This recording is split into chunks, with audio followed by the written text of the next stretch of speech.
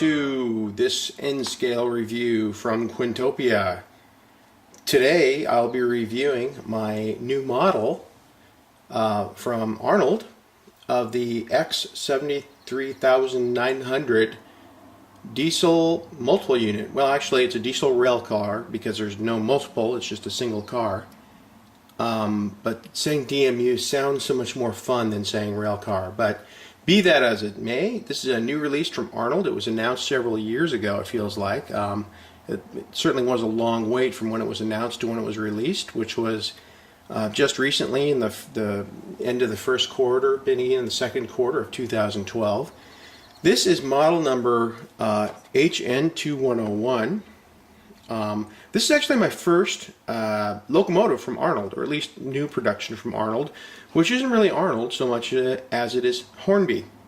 Hornby acquired the assets of Arnold several years ago when Arnold's then parent company, I believe Rivarossi, went bankrupt around 2004, 2005, and was then all the assets were picked up by Hornby, and really nothing happened for several years, I think, as Hornby figured out how to organize all the brands and products and get their ship in order. And they finally came out with the catalog and announced a lot of rolling stock for a lot of continental markets, this being one of their releases and announcements. There's a similar model of this same rail car produced by a local manufacturer in France, more of an artisan manufacturer called Mikado Train, which does the same rail car, but they do it for several different liveries. And it's unfortunate that with all the different choices available there, that both Mikado Train and Arnold ended up doing the same one. But anyway, be that as it may, yes, another addition to my French fleet. But my, what a beautiful locomotive! Very, very good looking. This is, like I said, this is Hornby number 2101. It's an X73900 rail car. In the Terre Alsace livery. Let's go ahead and open it up and take a look at it. No surprise, comes in the standard jewel case, jewel box, with pretty standard packaging. We'll lift it out there, and it's got a little bit of heft to it. So there's some nice weight in it. Not too much though, not more than probably is necessary, because it's not going to be pulling a whole lot of stock, so it doesn't need a whole lot of weight. Now, as you can see, very interesting livery, and the reason I chose this model was because it is the very colorful livery of the Alsace region in France, which has these really, I think, quite attractive striping on the side, in addition to a map, which is, I think, kind of cool. Let's go ahead and set it down, and I'm going to get a little bit closer too with the camera. So there we are, a little bit closer. Also within the package, you take out this rather flimsy and somewhat old-fashioned looking plastic insert. You'll see I've already moved the dummy plug. It is a NEM651 DCC ready, so all you do is pull this guy out, insert the NEM651 decoder of your choice, and you're in good shape. And what I gotta tell you I really like about what Arnold did with their NEM651 plug, they labeled it. I mean, how hard is that to put a 1 and a 6 on this so that we don't have to guess as to which cryptic mark on the decoder is, or the decoder socket is where the 1 pin should go versus 6 pins. So just smart little things like this really impress me because it's so obvious it should be done. But anyway, they did it, and I don't need this anymore, but I always store them in the boxes, in the original boxes. Inside the box you get your service sheet from Arnold, which covers your warranty. These are actually shoved up. If you're opening your box and wondering where they are, they're underneath of the plastic shell, so they go here. And here's another one. I believe this is the exploded view, and I'm correct. There we go. I have the 73,900. There's also the 73,500, which, as far as I can tell, look identical, but I'm not an expert.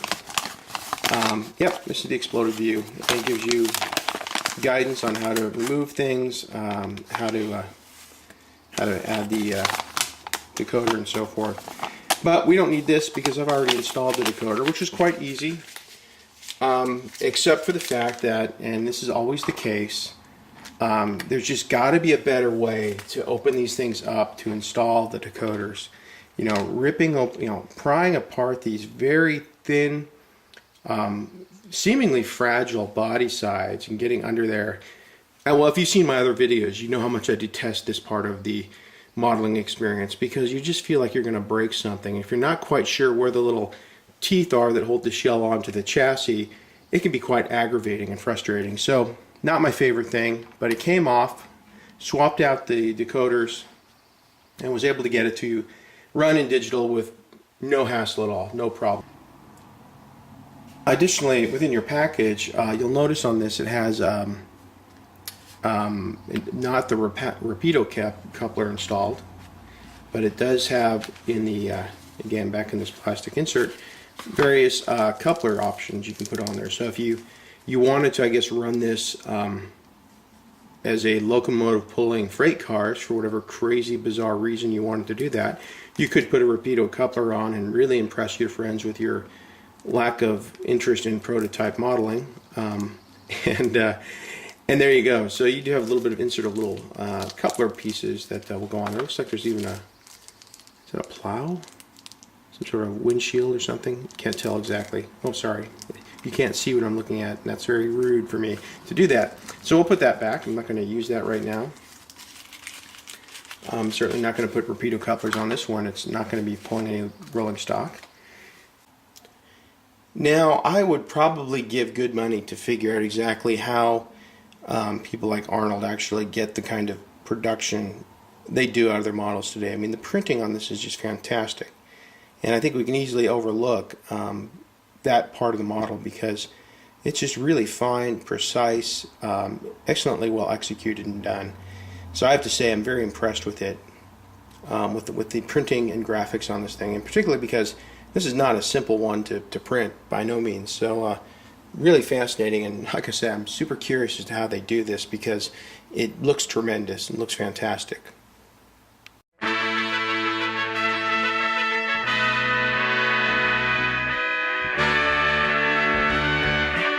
Alright, beginning test.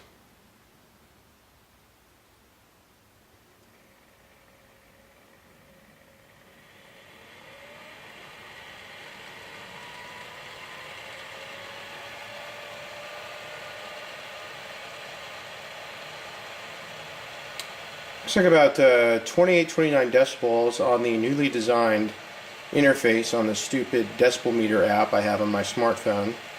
A little bit of a rant there. So 27-28 decibels, pretty good. Let's take it up to maximum voltage and see if it gets louder.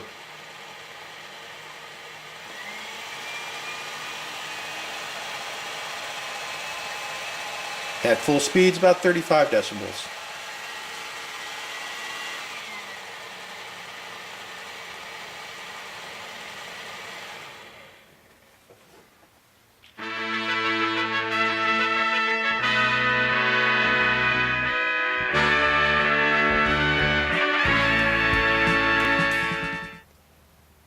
So the Arnold X73900 diesel railcar in the Terre Alsace livery, how does it stack up? Let's get out the report card. Well, no surprise, in terms of appearance, I think they've done a fantastic job. In addition to the printing and all the detail on it, I think that I should also mention that it has interior lights already installed. They're sort of on the bluish side. They're LED lights, and then they're the bluish type of version on the interior. And it does sort of force you into the mode of having to do something, putting people inside of it. But nevertheless, a huge benefit to have a rail car already installed with lighting inside of it. So that's a nice plus, and I think it definitely is something that deserves a 5. In terms of performance, now this is quite interesting. One of the things I've noticed, and I'm not entirely thrilled about, is it's fairly slow speed, fairly low geared apparently, and perhaps this is not unlike the prototype, which according to some responses I received on the N-Scale French forum, Le Forum du N, this is in line with the prototype. It's a fairly slow rail car. It looks fast, it certainly has some sleek lines, but it's not very fast. But something for me, and this is just my opinion, it's very subjective and it's probably inaccurate, it feels like it should be a little bit more, I don't know, speedier, faster. So I'm going to give it a 4 because I'm just not completely convinced that it should run as slow as it does. And maybe it's a decoder setting problem or something else, but I've checked all my wiring, the voltage to the track, and everything seems good. It just seems like it's low geared. Conversion was really easy. Slide in a NEM651 decoder and you're good to go. In terms of cost, I had to pay about $209 USD for this. So I would say this is not an inexpensive model. I would say it's also in line with what you're going to pay for the much more intricate and bigger and complex Flirt from Lilliput. So I'm going to say cost is not great on this. I actually think it's on the upper end of what you pay for a locomotive. And you know, I like it. I'm happy about it, but I think that the price is probably about 30 or 40, maybe even $50 more than you'd really think about paying for something like this. So it's got to be something you really want. No need for bonus points this time. It looks good. It's great. It was slow coming out, but they did a lot of basic things really well. Reversing lights, interior lighting, excellent printing, nice, quiet, smooth running motor, albeit very slow. Overall, a score of 17. Certainly not bad and respectable in most cases. So it's about a 4.25 overall score, if I did my math right at the top of my head.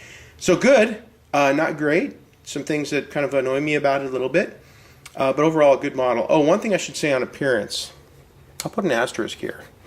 There is some discussion on the French N-Gauge forum that I mentioned earlier that apparently the Sncf Logos, which you may not be able to see very well here, but the little Sncf logo right there, should be reversed either on this side or on this side, and they're not. So it's kind of an error when they did this, that they didn't reverse these logos to match the prototype. Not a big deal to me. It's so tiny I can hardly notice it, but clearly it's one of those things that can really bother people who are really focused on the appropriateness or accuracy of a prototype. And frankly, at this cost, those are the kind of little details that should be reviewed when you go into production on something like this. So there you have it. My first Arnold rail car. Generally pleased. I'm a little bit concerned about the pricing on this, but the quality seems good. And I'm very happy with it. I probably won't get any more. Maybe if the price is cheaper, I'd like to get a couple more in different liveries, because there certainly are some fun, colorful liveries that would be neat to collect. But at this price, it's just out of the range for collecting. So this will be my one representative of the class from France. And that's it. If you have any comments or questions about this locomotive or this train that I might be able to answer, feel free to post them. I'm not an expert. I'm just a amateur guy who loves his trains, but I'm sure there's other people who've seen this who know a lot more than I do and can send you in the right direction. Feel free to comment, subscribe, of course, and visit my blog for more information on my trains and my layout. And this will be a wrap for this review. Stand by for some video of this train running around my layout just to see what it looks like in action, which is, of course, what it's all about. Thanks again for watching, and enjoy your trains. Goodbye.